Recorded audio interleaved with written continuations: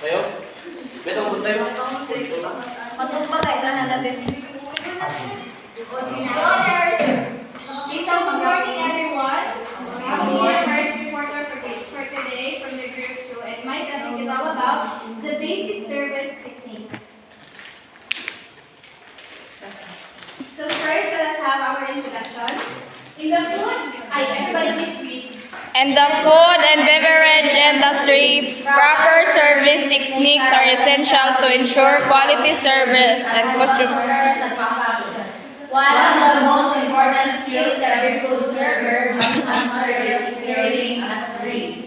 This task may look simple, but it requires balance, confidence, and a correct posture to prevent accidents and maintain professionalism.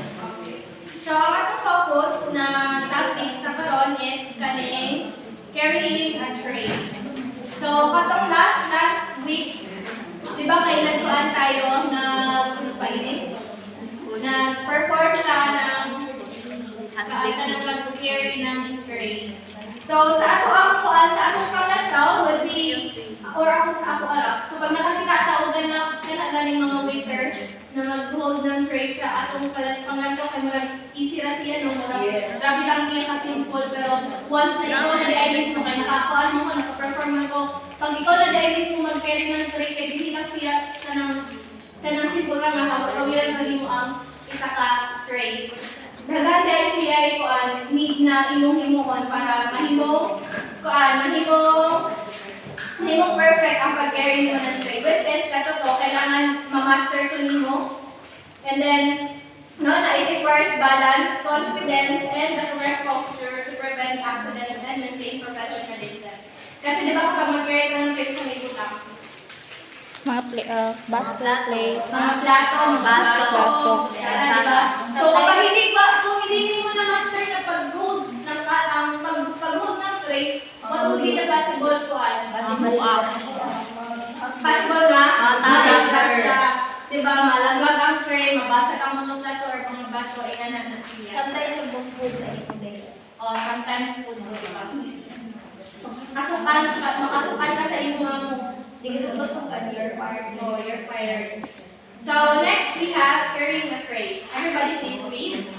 Serving a tray is a basic yet crucial service technique used to serve food and drinks efficiently and safely. It demonstrates the skills, grace, and control of a professional server. Professional police yan, dito na carrying.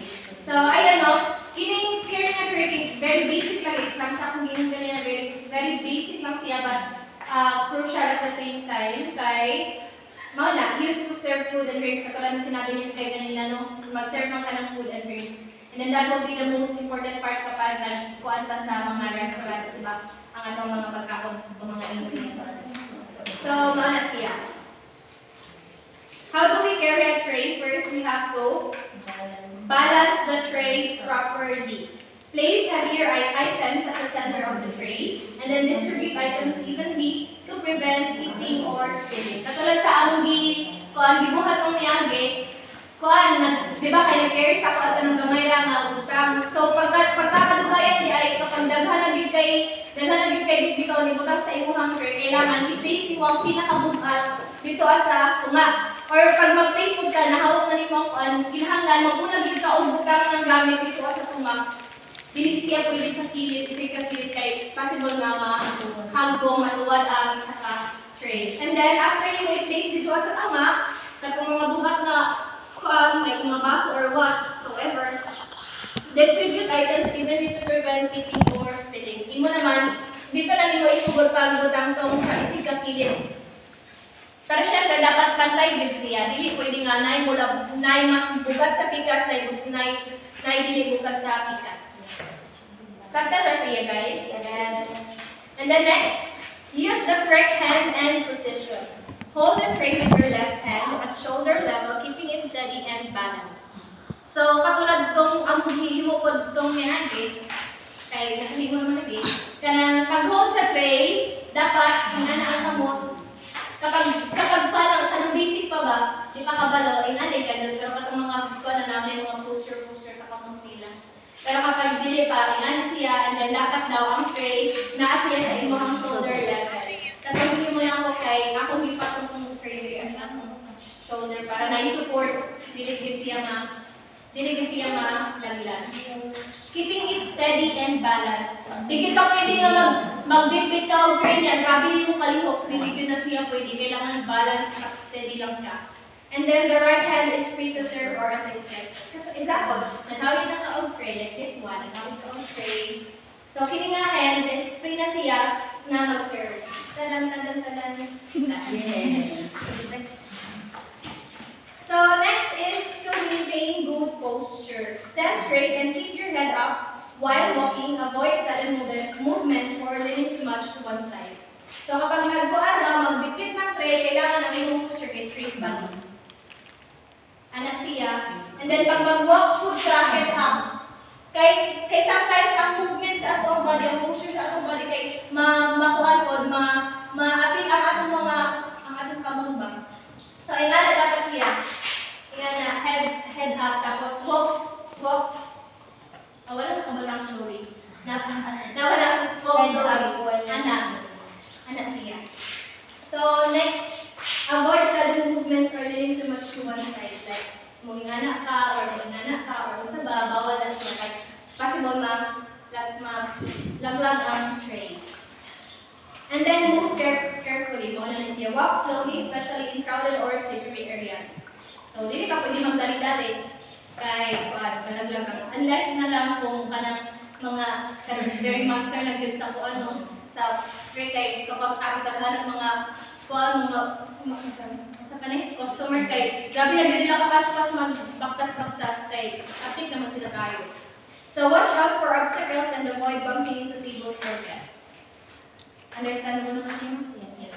Na, siyempre, isang sad, mukhang giday ka dira ay, bangga rin yung kaugali mo dira, makapita kag langis sa ikuranan, right? And then the last is the confidence and grace. Always smile and move confidently. Guests notice good presentation. A calm and steady motion shows professionalism and respect for the service. So, kailangan, kapag tuan ka, siyempre, haharap ka sa mga customer, hindi pwede ka nagbukod, imong na mo. Dapat naka-smile. Habang nag-move, isang way katawan na, smile ako. So, mga na siya. Then, for the conclusion, carrying a tray properly is more than just a physical task. It reflects the discipline, care, and professionalism of a food service worker. By mastering this skill, a server ensures both safety and excellent customer experience in every dining situation. So, ayun no, hindi lang na ito basta-basta ang kanang laong ganyan, ay, very busy ka man na, very busy naman ang pag-carry ng tray kay there is something more than that sa atong panglantaw. No, once na ikaw na mismo magkakay, makakita dito na maliit lang, liay siya sa'yo na trabaho. Kay, mga nagtali, it reflects the discipline, the care, and the professionalism. Sa posture niyo makita yung professionalism, ang care sa pag-una niyo pag-carry sa tray, makita dira ang imong care. Mana sila. Of course, kapag ma-master daw dito na itong kininga skill, ensures both safety and excellent customer experience. Siyempre, mahimo excellent ang result. Kaya wala man ka nagkanda nila kada sabay tawagan nagtumba-tumba or something what. Understand? Yes. Okay, that's all and thank you so much. Yes.